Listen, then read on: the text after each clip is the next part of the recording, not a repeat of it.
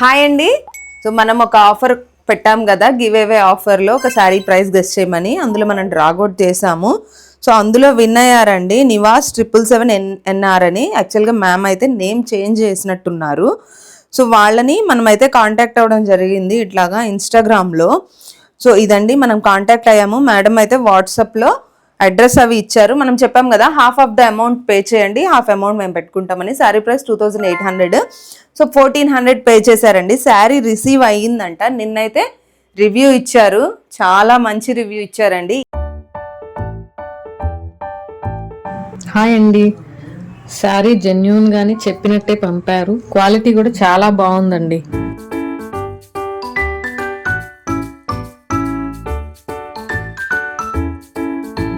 blouse, పళ్ళు,